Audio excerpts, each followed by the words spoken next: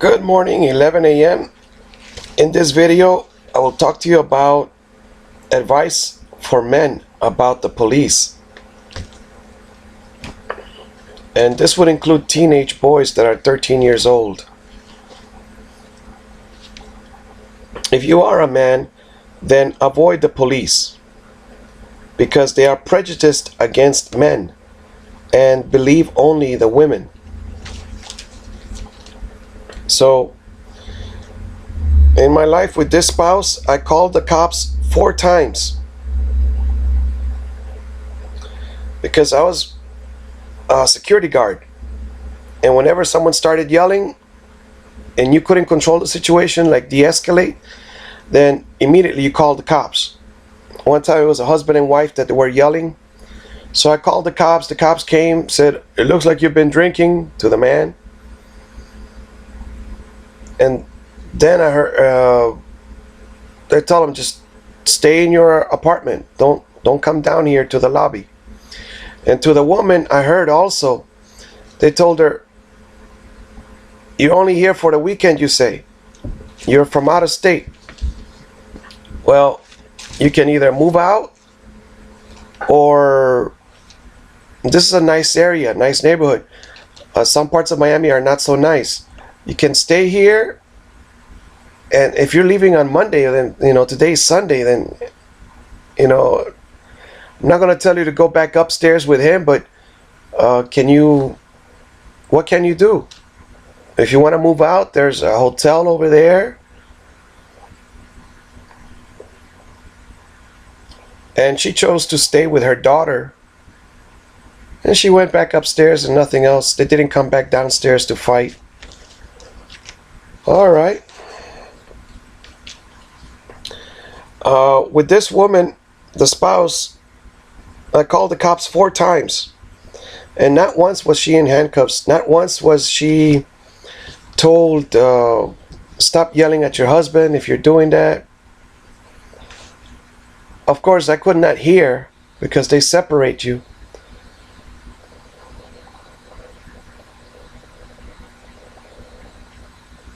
But they really don't. They don't take you seriously if you're the man calling and saying that the woman is destroying your CDs. They don't see that as, it was $300 Tony Robbins CDs. The next time it was $300 worth of real estate books from Carlton Sheets. Another time, what was it?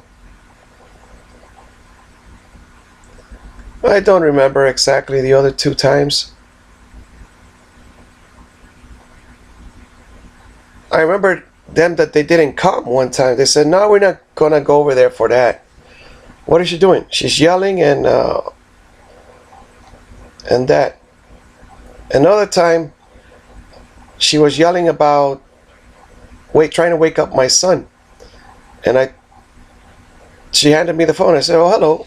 The boy has to go to school."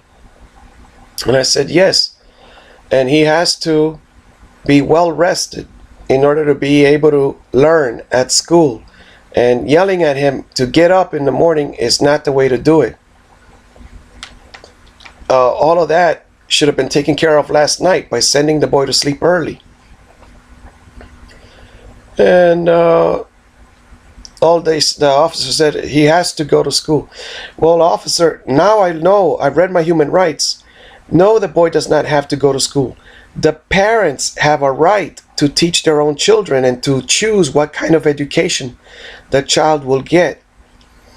And just because the spouse and I, the woman and the man, disagree about which education, like I believe in homeschooling, because the same story, my son gets a phone call from his step grandpa, right? My stepdad lives in Miami, and he says, "What did you learn today?" My son says, "Nothing." And people don't take that seriously.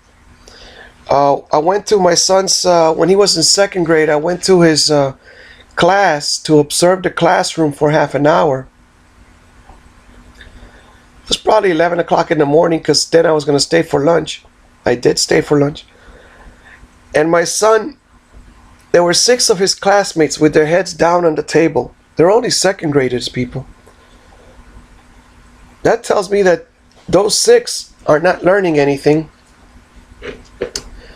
And I don't believe it's because the parents, it could be that the parents didn't let them go to sleep on time, but all 6 of them, something else is going on. And they were adding marbles 1 plus 1. But then again, it's not the same way like when my son learned to count. I grabbed a whole jar of marbles and I put it right here, and he opened them and he played with all of them. He said, "How old is grandma?" And I said, "Count all of these." "Wow," he said. You know, he was 4 years old. So because I did that, now I don't teach him any math.